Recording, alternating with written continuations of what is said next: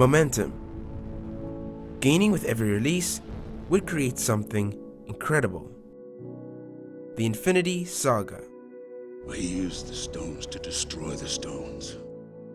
And after being smothered with praise, they would strive to do it again. And well, gaining momentum this far has been a struggle. With every release, rather than fuel the audience and eye for more, it has left us frustrated and disappointed. And that's where many get the idea of fatigue. But people aren't tired of superhero movies, not yet. They're tired of it being done wrong. And it's not fatigue from the formula either. Into the Spider-Verse is evidence of that, showing that the old formula can still surprise us and feel new again.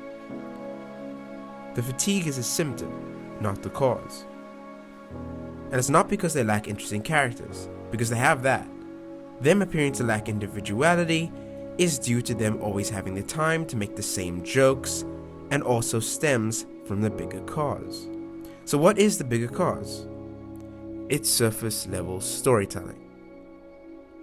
Surface level storytelling is made up of two subcategories: telling instead of showing, and writing in easy mode. Telling instead of showing is one of the easiest ways to make your stories feel shallow, and something Marvel is guilty of doing too often.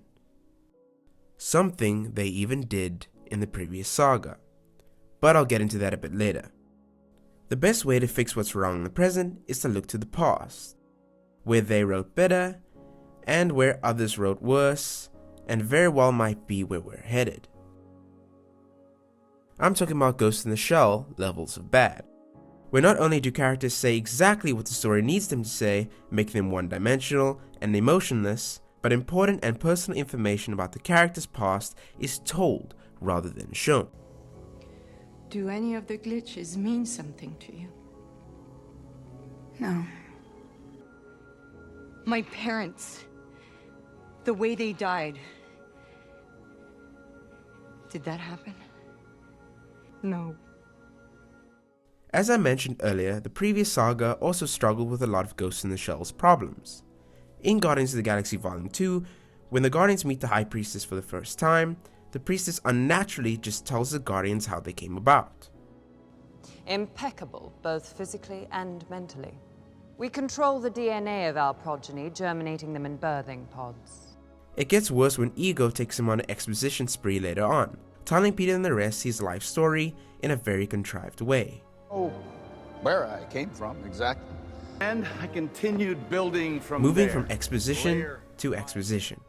And know the fact that he can just create anything doesn't excuse this. This issue is also in Doctor Strange Mom as well, when the characters accidentally play important memories that would make them sympathize with each other.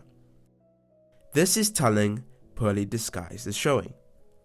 Instead, they should have had a deep conversation that isn't just expositional to move the story forward, something normal movies do. And by showing us this rather than telling, you just avoided one way in which you can write a surface level story.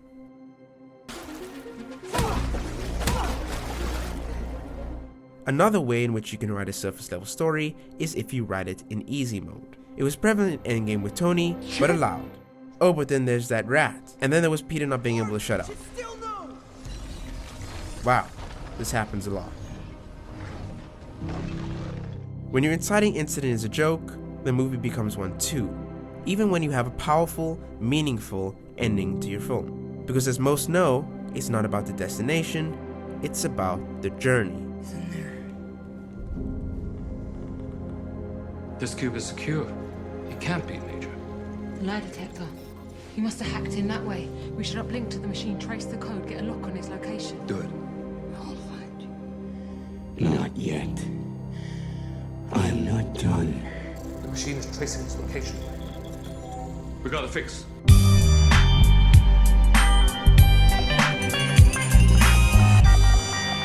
Stories are meant to show characters overcoming obstacles, and through overcoming them, we learn about their personality, rather than having them glide through the story with ease, learning nothing from them at all.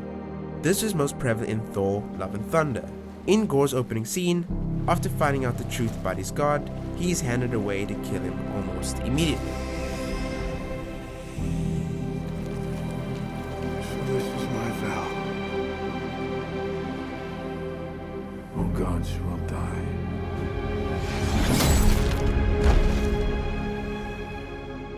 Imagine if Deadpool immediately found Francis. If I were a 200-pound sack of assholes named Francis, where would I hide? Or Thanos got the stones after searching for a few minutes. Or Jennifer Walters became a Hulk after Bruce's blood spilled into her. Oh wait, that actually happened. Why not have Gore lose faith in his god after his daughter's death and then come across the sword that can help him kill his god? More obstacles help make your scenes feel less convenient. Because of late, that's all their stories have been. The battle at Comitage is convenient.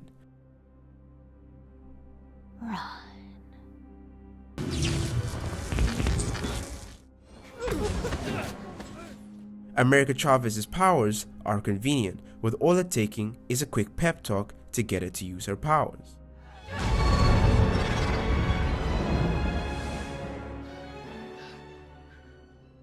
One way to write a convenient story is when your characters always have impeccable timing. In Guardians of the Galaxy Vol. 2, the High Priestess also makes a comment about his father. And just before being annihilated, there his dad is. Now rather than having it be blind luck, why not have them get away from the High Priestess and crash land on the planet, and then having them run into Ego, who is planting the seed for the rest of the story. Then it's out of both of their hands and can believe that it's fate that brought them together. Real life isn't convenient. Sometimes challenges stack themselves until things become more and more difficult to overcome. Great examples of this is Iron Man.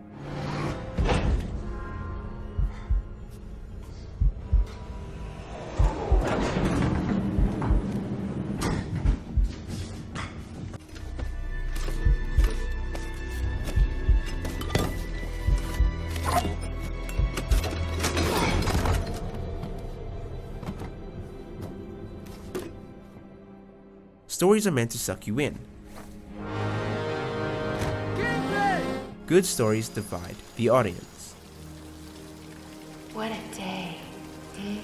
Some in the wrong way, but it doesn't mean that showing more and making your stories more complex can't be a bad thing, because it can be. Tenet is an example of this for its complexity. How can it move before I touch it? From your point of view, you caught it. But from the bullet's point of view, you dropped it. But cause comes before effect. No, that's just the way we see time. Don't try to understand it. Feel it. While Blade Runner 2049, however incredible, relies on one's attention and submersion and ability to read between the grey, which doesn't work for those trying to turn their brains off. But I'd rather watch a confusing film by a writer who cared than a simple film by a writer who didn't.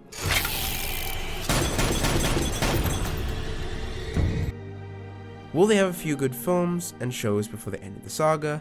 Most likely. But will it make people care? I hope so. I hope that I'm wrong, that their future stories are amazing, that the hype and momentum grows towards the end, and the end lives up to the hype, leaving us complaining about how bad the next saga is, rather than how bad this one was.